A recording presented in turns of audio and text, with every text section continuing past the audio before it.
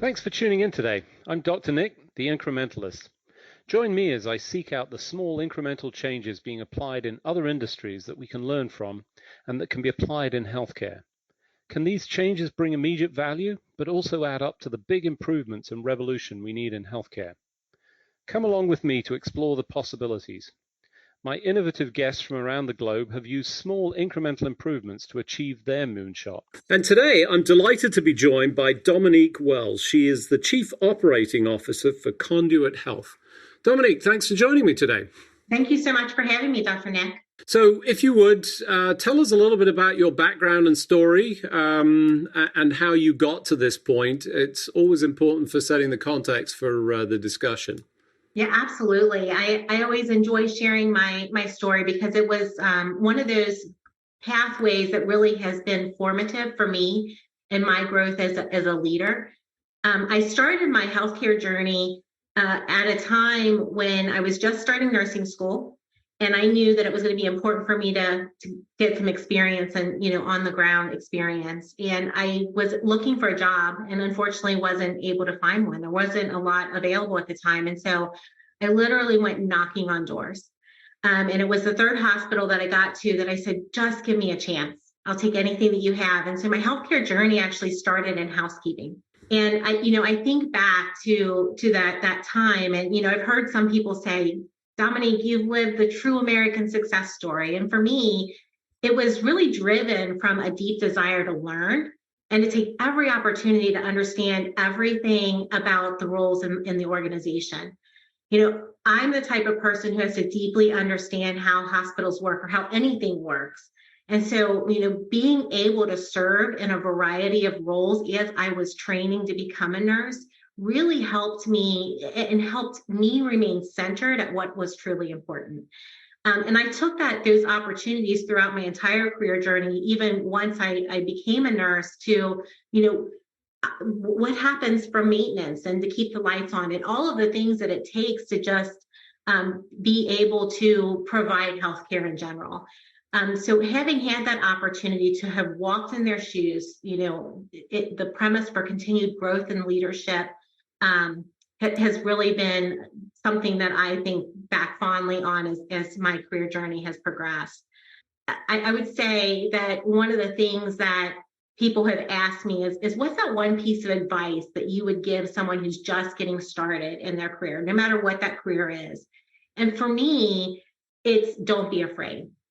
Because in this instance, I had to go knock those doors down. So, I wasn't afraid to walk through those doors. And there's been other opportunities where people have started to open that door for me, and I had to take the step through.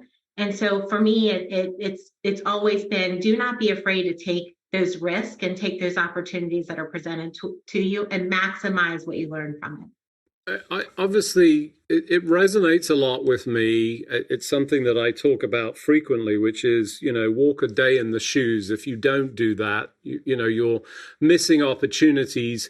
It reminds me a lot. It's interesting. I gave a presentation at one of the large healthcare conferences a number of years ago with Hilton.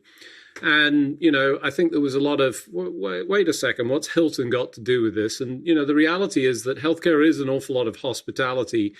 And what was interesting about that particular presentation was a senior executive that was on the stage with me talked about the requirement for them to actually go and live and experience multiple jobs in a remote, I don't remember which of the various brands, but, could have been a DoubleTree or whatever.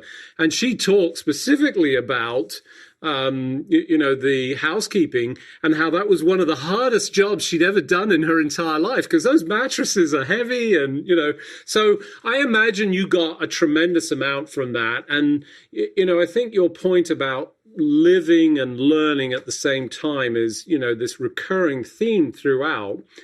You obviously continued that, but, there is a risk as people sort of move through their career, you lose sight of that. Have you lost sight of it? Or if not, how have you managed to maintain that? I'm purposeful about it. And I would say I haven't lost sight of it. One of the first things I did when I took the job as Chief Operating Officer for Conduit was sit chairside with the nurses who are doing the work every day so that I could deeply understand what it was what their life was like, what the experience of their day-to-day work was like. Along my career journey, I also served as the chief nursing information officer for a large health organization. And so it served a couple of purposes. A, it helped me understand how they were working in the what barriers they potentially had. And it allowed me or enabled me to really think about innovation around the way that they're working day to day. And I think all of that becomes really relevant as we continue. And it's something that I think helps build trust with your teams, because they recognize that I'm not afraid to do what I'm asking them to do. I'm willing to roll up my sleeves and do the work.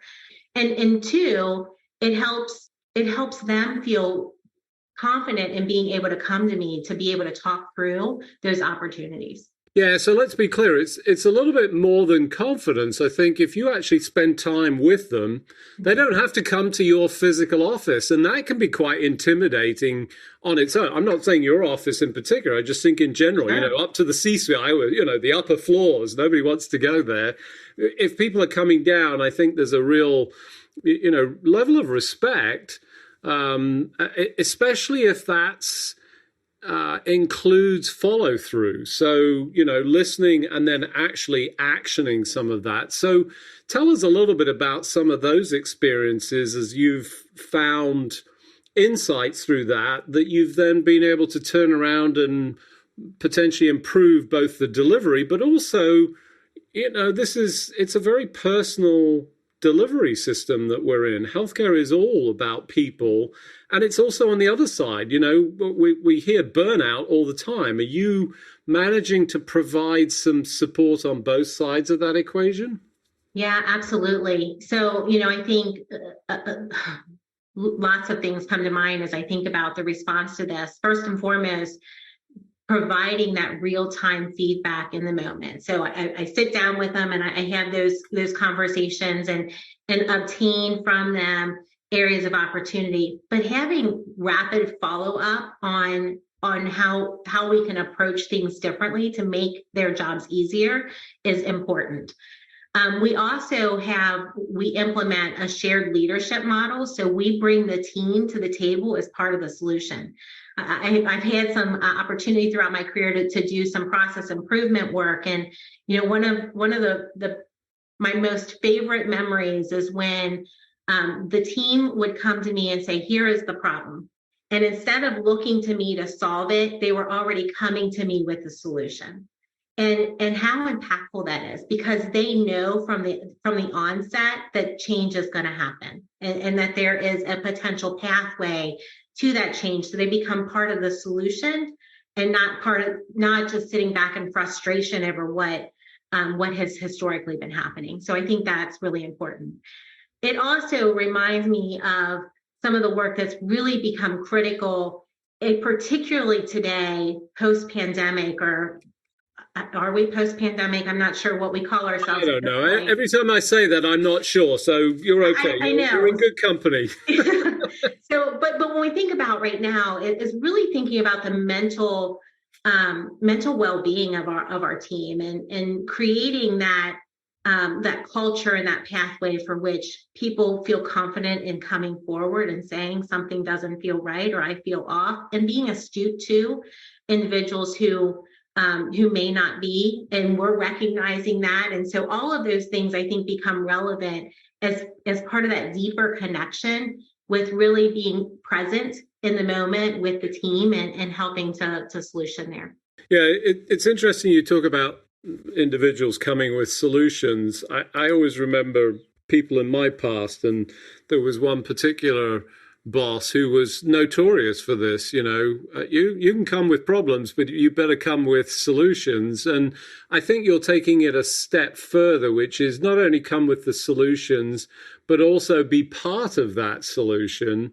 And I remember being a little bit frustrated at the time. Here's the problem, you solve it. But the reality is that we all have to contribute. So I think that's part of that team-based approach that we really maybe have lost sight in healthcare a little bit. It's, them and us, it's, different factions that are, and ultimately it all boils down to what's best for the patient, or at least it should. but we don't think about it in those terms. So tell us a little bit about your experiences and what you've seen. Obviously, everybody has their own perspective on the pandemic, but you've been through that. What happened through that, and what did you learn from that experience? Yeah, that's a great question. And I think, if we think about some of the offerings that Conduit Health Partners provides in this space, and we have four main solutions: transfer center services to moving patients from one acute care setting to another for a higher level of care, whether that's a stroke or a STEMI or some other reason. 24/7, 365, the URAC accredited nurse triage, so symptom-based triage, as well as some virtual nursing capabilities and a little bit of provider practice scheduling. But when I think about the solutions that we offer, they all became essential through the pandemic. And I joke because the president of our parent organization at the time, he called us the smoke jumpers. He's like, we can drop Conduit in behind the line of fire, and no matter what it is, they're going to put out the fire. They're going to create a solution. They're going to first seek what the problem is, create a solution, and get us on the right pathway. And that was really what we did throughout the pandemic. And I'll never forget the first, week or so of the pandemic. Our triage volumes nearly quadrupled overnight. And so being able to try to... So let me ask, before you go on, did you end up on supporting that and going and helping out on the switchboard? So I personally did not, because I was doing a lot of coordination for some other things, but we had HR leaders who did. Because at the time there were a lot of folks who were being furloughed for other reasons, and they're saying, we can help, we can answer a phone. And we stood up community lines, and just being able to offer in the moment real-time support when things were changing by the hour. I mean, literally information was coming to us by the hour and was changing. It offered peace of mind to people to have a ready resource that could answer those questions in a time that was really unsettling. And so, and then I think about, some of the time that we spent for the transfer center work, and we had the opportunity, we were blessed to be able to be asked to serve as the centralized transfer center for load balancing across an entire region within the Cincinnati, Ohio market. And I'm not sure how much you or the listeners really know that market. It's a really competitive healthcare landscape. And it's really one of the highlights of my career to have been able to sit at that table with a bunch of healthcare executives who truly put the community's needs above their own. And to be a part of that was really something special. And there's a lot of things that came out of the pandemic, and things like return to work and workplace injury and other things that we stood up just as a necessity of things that were happening and transpiring that really are continuing today. So for those of you just joining, I'm Dr. Nick, the Incrementalist. Today I'm talking to Dominique Wells. She's the Chief Operating Officer for Conduit Health Partners. We were just talking about the challenge of the pandemic and the difficulties of all of the things that sort of overwhelmed us. You mentioned the sort of call volumes, and in fact, I ended up volunteering on our local state health helpline, which actually was an interesting experience. It provided enormous insight into what was going on in the community, because of course you get all of these. And I will say, I don't know if it's true. I don't know if this person really was who I think they were, but Nancy Grace, who's famous on TV, was apparently visiting our state and was terribly upset about mask compliance and called in to complain and threatened all sorts of legal action and wanted to know my name, which I refused to give her, even though it was very obvious you could find me based on my accent and all of these things. So I had lots of very interesting experiences that, like you, lived the experience, but, ultimately trying to deliver that value. You talked a little bit about, the standing up of these solutions, and importantly, the virtualization, which,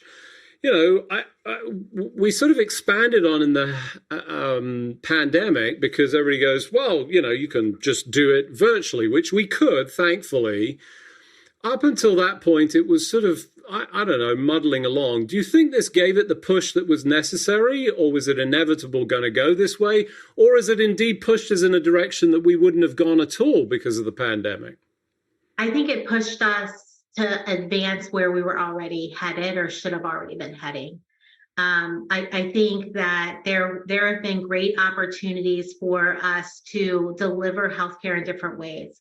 And you know, when we think about the spectrum of care delivery, and I think oftentimes folks will say, you know, our elderly population don't really want to do virtual nursing and they want or virtual care and they want to be in person. And that might be true. Although I do think that there are age differentiations that are out there that may or may not be accurate. But then I think about the younger age who really knew nothing more than working on their phone and working behind a computer. And how are we meeting all of their needs across that continuum?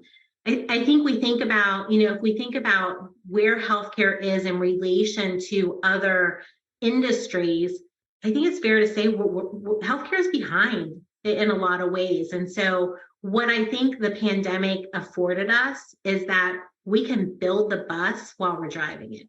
And in some instances, we were forced to implement some things that perhaps would have taken much longer and kind of catapulted us into being able to deliver care in different ways.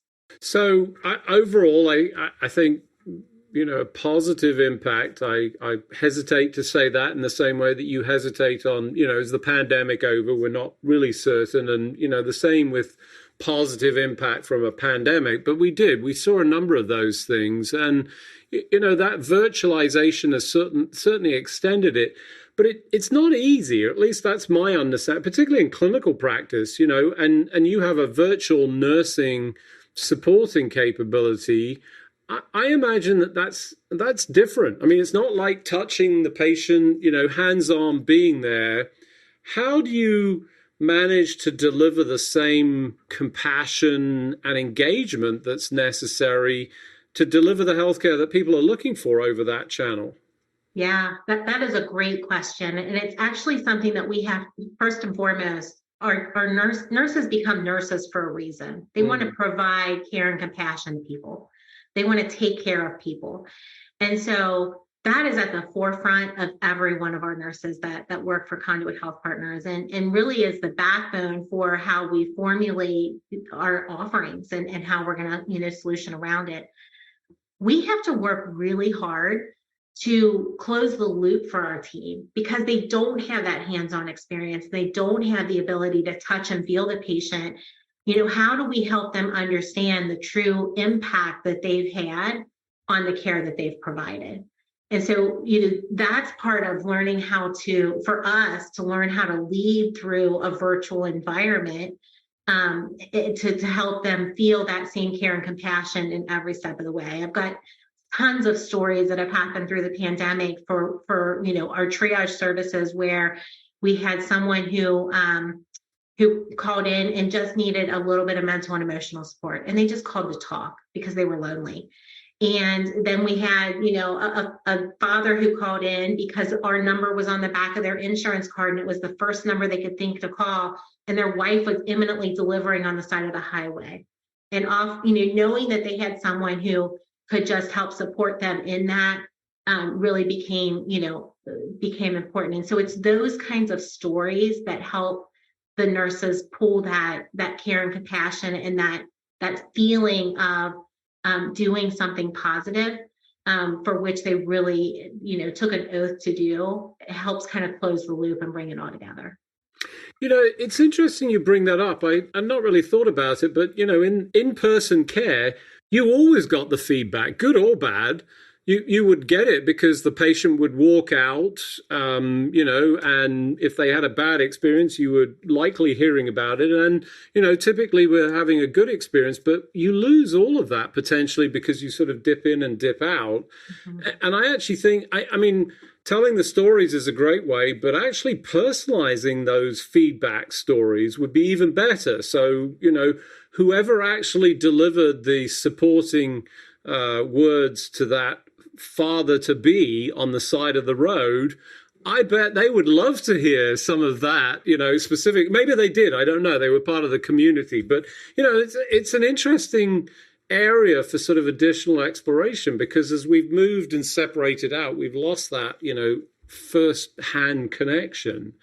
As you think about the future, I mean, lots of things happening. We've got, more in the case of the medical home, very difficult to support, but, that's to me feels like we're going back to the future because it's what we used to do anyway, but it's very difficult to deliver that on an ongoing basis.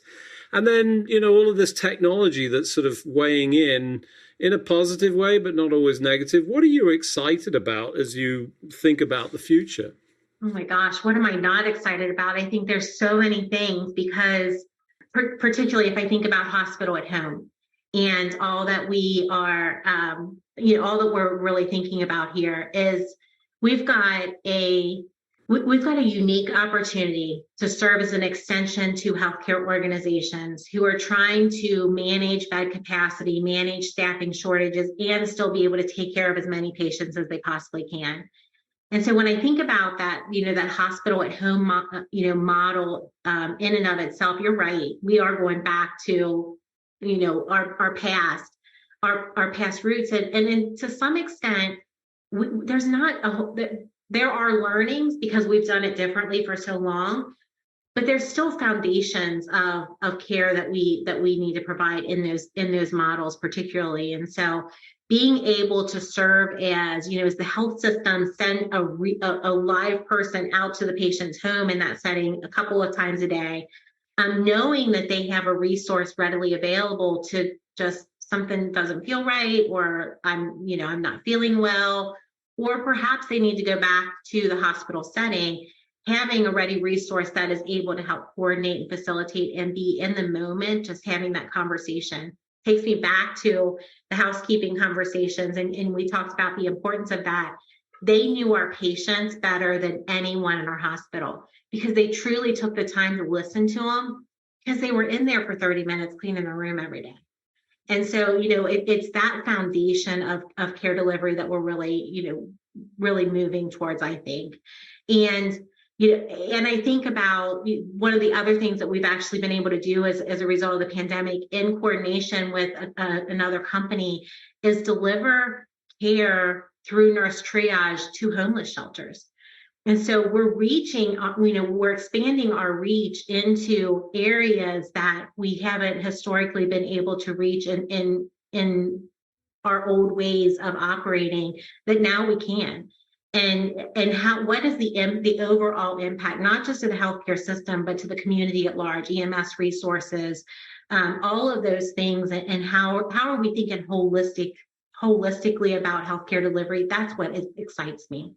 Yeah, I think homeless shelters especially can only imagine the sort of challenge of follow-up, connection, identification. And, when you think about areas that need the most in the way of those kind of services and support, obviously vastly exceed other areas. So I think, very worthy targets and direction. Obviously, the support of the community and the home-based delivery, to me, reminds me of, going back before medicine was really medicine. It was, it was mumbo jumbo at that time. But the community and the family and the home was the focal point, and actually delivering and doing so.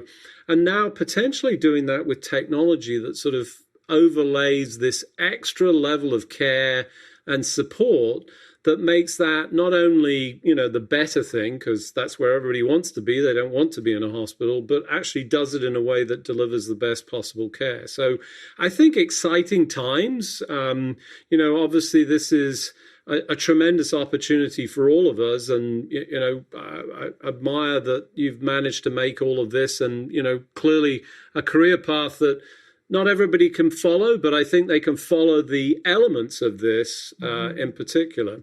Unfortunately, as we do each and every week, we've run out of time. So it just remains for me to thank you for joining me on the show. Dominique, thanks for joining me. Thank you, Dr. Nick. It's been my pleasure. Thanks for joining me today. Do you have any better ideas, or have you found a small incremental change that's brought about a big improvement in your world? Let's continue the conversation on our hashtag, The Incrementalist, or share with me at DrNick1 on Twitter. You can find more information about the show on our program page at healthcarenowradio.com. And tune in next time to hear my discussions with leaders and innovators from around the globe who've revolutionized their space by using small incremental improvements to achieve their moonshot. I'm Dr. Nick, the Incrementalist, and I'm starting a revolution through evolution.